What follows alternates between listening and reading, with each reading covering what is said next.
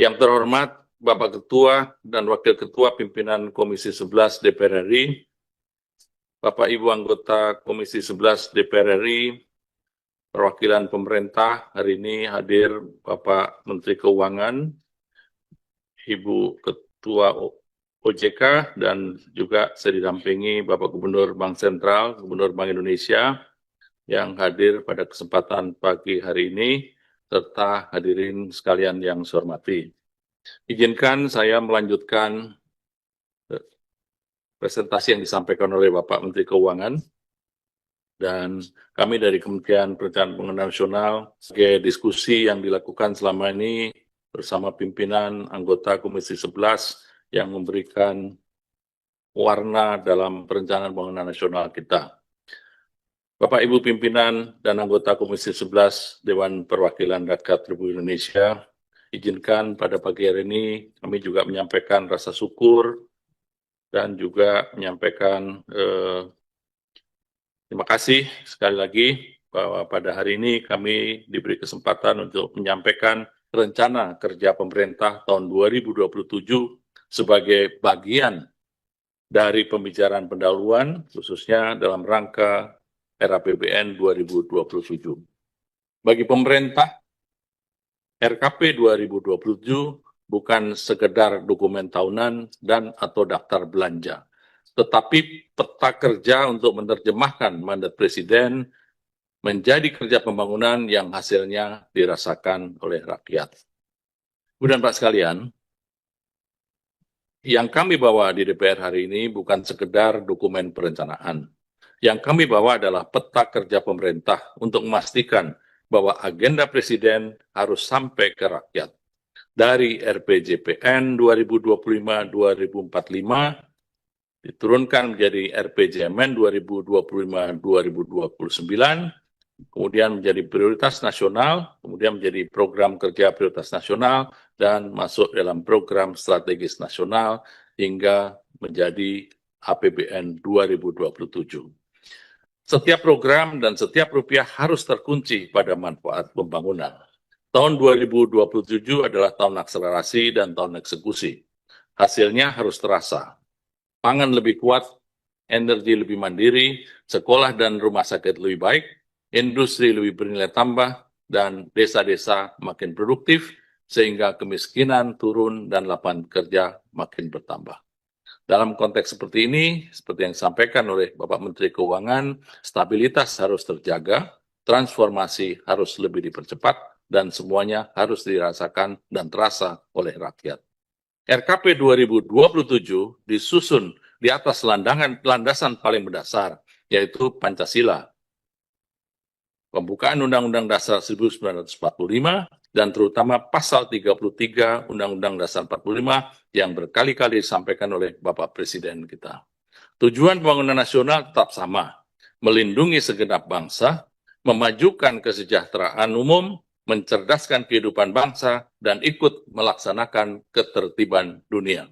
Dan dalam konteks seperti ini, rencana kerja pemerintah kami susun, dan karena itu pula dalam konteks ini, kami menyusun dalam 3 lampiran, yaitu buku 1, Program Kerja Prioritas Nasional, buku 2, Arah Pembangunan Nasional, dan Pembangunan Pusat dan Daerah, serta yang 3 adalah Matriks Arah Pembangunan Kewilayahan untuk memastikan bahwa setiap rupiah yang digunakan agar berdampak. Ibu dan Pak sekalian, rencana kerja pembangunan 2027 diarahkan untuk menjawab kebutuhan akselerasi pertumbuhan yang berkualitas. Pertumbuhan yang tinggi tidak boleh semu. Prioritas nasional memberi arah besar pembangunan sejalan dengan tema RKP 2027, yaitu akselerasi pertumbuhan berkualitas melalui produktivitas, investasi, dan industri. Sedangkan PKPN menjadi dorongan yang menjadi kegiatan prioritas untuk delivery 2027 dengan proyek strategis nasional menjadi instrumen percepatannya. Intinya, pertumbuhan tinggi akan dicapai dari program-program prioritas yang memiliki dampak multiplier yang semakin besar untuk pembangunan.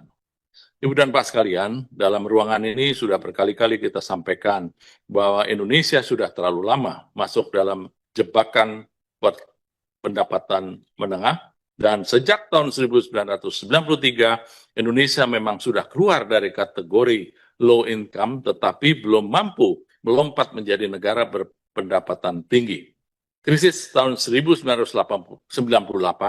pandemi COVID-19 juga masih menunjukkan bahwa fondasi ekonomi masih perlu diperkuat, karena kita pada waktu itu tetap rentan terhadap guncangan. Karena itu, arah yang disampaikan oleh Bapak Menteri Keuangan perlu kita dukung, kita perkuatkan, sehingga kita punya fondasi ekonomi yang baik, dan dengan dukungan Bapak Gubernur Bank Indonesia dan juga Ibu Ketua OJK, kita diharapkan tidak lagi rentan terhadap guncangan. Memang sekarang kita masih berat, tetapi catatan yang disampaikan oleh Menteri Keuangan itu akan memberi arah yang semakin kuat. Karena itu, pertumbuhan tinggi diperlukan untuk memperbesar kapasitas produksi nasional, meningkatkan income per kapita yang makin tinggi, memperluas kesempatan kerja, dan memperkuat daya saing industri kita. Tanpa akselerasi, target 2029 akan makin berat dicapai. PKPN terdiri dari 60 program yang tersebar dalam klaster mencakup pangan, energi dan air, pendidikan, kesehatan, hilirisasi, infrastruktur, ekonomi kerakyatan, mencakup pembangunan desa, serta penurunan kemiskinan. Dari 8 klaster, kami mencoba membuat saling keterhubungan. Pangan berhubungan dengan gizi, gizi berhubungan, dan dalam konteks seperti ini akan terjadi penurunan jumlah orang miskin, sekaligus juga menciptakan lapangan kerja yang lebih luas. Dengan demikian, pendanaan PKPN dirancang secara terintegrasi agar dampaknya holistik terhadap pembangunan, standar mutu, multi kementerian, PU, dan juga Kementerian Pangan yang lebih produktif, saling terhubung, dan saling berdampak. Koperasi tidak cukup hanya dibentuk secara administratif, tetapi juga akses pembiayaan, rantai nilai, sarana produksi, pendampingan, pelatihan, kelembagaan yang kuat, serta tata kelola yang harus terus-menerus diperkuat. Karena itu, program ini melibatkan berbagai kementerian lembaga secara terpadu. Pesannya jelas, PKPN saling memperbaiki untuk tujuan pembangunan yang lebih luas. Dalam pengertian ini, intervensi menjadi manfaat dan ke dalam sasaran pembangunan untuk menjaga momentum menuju ekonomi ditargetkan penurunan intensitas pertumbuhan ekonomi. Izinkan saya secara pribadi dan kelembagaan menyampaikan terima kasih dukungan pada tantangan yang tidak mudah. Bu dan Pak sekalian, di sisi kesejahteraan, kemiskinan ditargetkan turun 3-4,87%. Jadi, arah pertumbuhan ekonomi nasional tidak boleh hanya kuat secara agregat, tetapi juga pertumbuhan ekonomi dari 4,1% hingga 24,2 lagi Pak Misbakum. Kita berkali-kali berdebat soal pertumbuhan, dan pertumbuhan bukan dari Taman Papua sudah mencatat pertumbuhan angka 4,1 hingga 24,2%.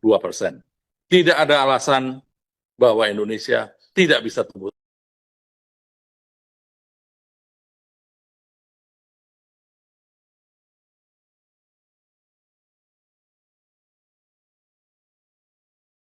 Lebih penting bahwa pertumbuhan tinggi ternyata tidak menjamin generasi 2.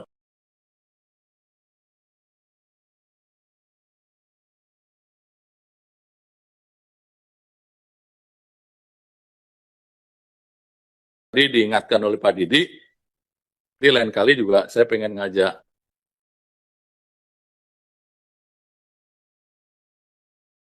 Pak Dolfi. Saya mau ngajak program sendiri dan saya mau ngajak nanti saya ngajak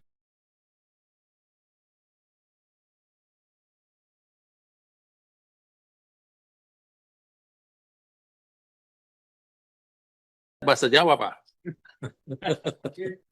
Pak Dolfi, makasih.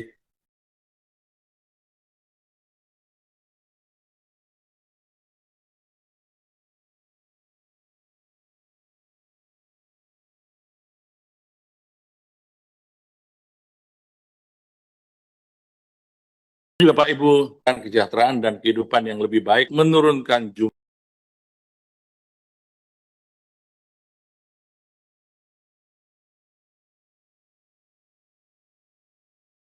jumlah kemiskinan, memperkuat kualitas khususnya daerah-daerah di mana ada kelompok yang masih rentan. Arahnya jelas, produktivitas, investasi, dan industri. Tujuannya juga jelas, pertumbuhan yang lebih tinggi, kemiskinan turun, lapangan kerja bertambah, kualitas SDM meningkat, dan manfaat pembangunan lebih perat. Dengan KEM PPKF dan RAPBN supaya sejalan, dan mari kita kawal RKP 2027 sebagai kontrak kerja pembangunan untuk rakyat. Dari rencana menjadi